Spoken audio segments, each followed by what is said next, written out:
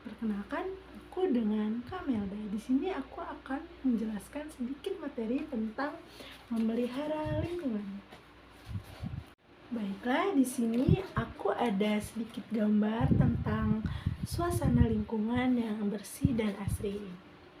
Nah, kalian tahu gak sih bagaimana kita dapat menciptakan lingkungan yang asri dan bersih seperti ini?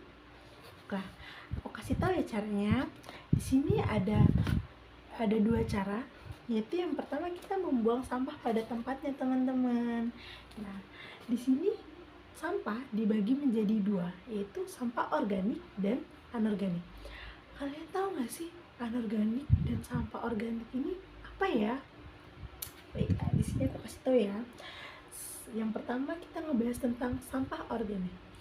Sampah organik yaitu sampah yang mudah terurai, atau walaupun tidak ada campur tangan dari manusia, itu sudah bisa terurai dengan sendirinya.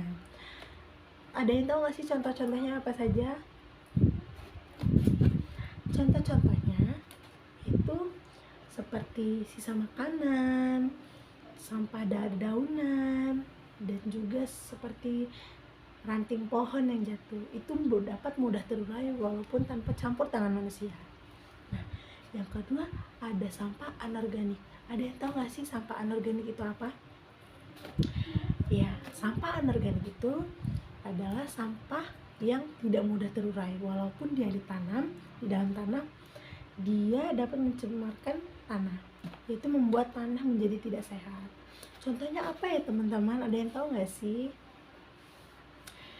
Oke, contohnya yaitu seperti sampah plastik, botol plastik, dan sebagainya. Nah, dan cara yang kedua ini ada gotong royong. Membersihkan sampah melalui gotong royong ini sangat penting juga loh teman-teman, untuk menjaga lingkungan di sekitar rumah. Karena dengan gotong royong ini juga bukan membuat lingkungan menjadi bersih saja, tetapi kita dapat bersosialisasi kepada tetangga-tetangga, teman, dan sebagainya. Dan bagaimana sih Kak kalau misalnya kita tidak menerapkan dua kegiatan ini? Nah, maka jika kita tidak menerapkan dari kedua kegiatan ini, kita akan mendapatkan dampak yang sangat buruk teman-teman. Apa sih Kak dampaknya? Nah, dampaknya yaitu akan terjadinya banjir. Ya, jika sudah terjadi banjir, maka itu sudah fatal teman-teman. Di saat banjir ini dapat merugikan banyak orang ya teman-teman. Makanya kita harus tetap melestarikan lingkungan. Seperti contoh dua ini ya teman-teman.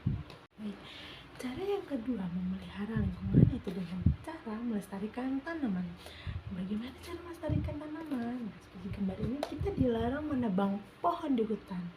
Kenapa sih kok dilarang menebang pohon sembarangan di hutan? Ada yang tahu nggak sih kenapa? Oke, kasih tahu ya. Karena semakin maraknya penebangan liar akan membuat hutan semakin gundul dan memicu terjadinya banjir bandang yang besar. Ada yang tahu nggak sih kenapa cuma nebang pohon kok bisa terjadinya banjir dan yang besar seperti itu? Ada yang tahu nggak? Tahu ya teman-teman, kenapa tidak boleh menebang pohon di hutan sembarangan? Karena dengan sedikitnya pohon yang terdapat di hutan itu tidak dapat bisa menyerap air hujan teman-teman, sehingga saat hujan datang air akan meluap karena tidak bisa diserap oleh akar pohon teman-teman. Maka dari itu kita tidak boleh menebang pohon sembarangan. Oh iya teman-teman, menanam pohon juga ada dampak positifnya loh. Kalian tahu nggak sih?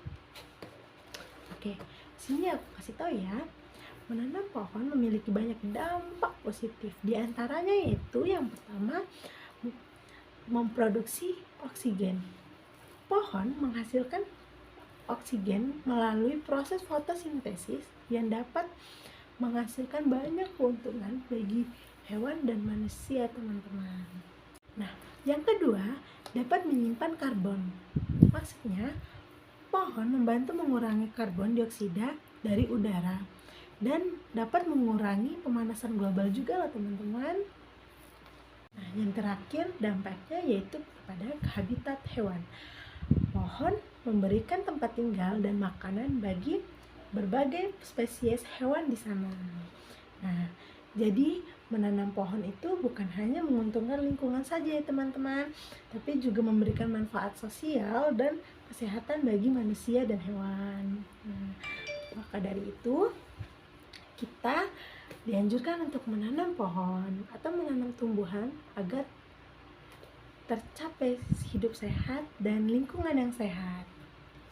Baiklah, mungkin itu saja yang dapat saya sampaikan.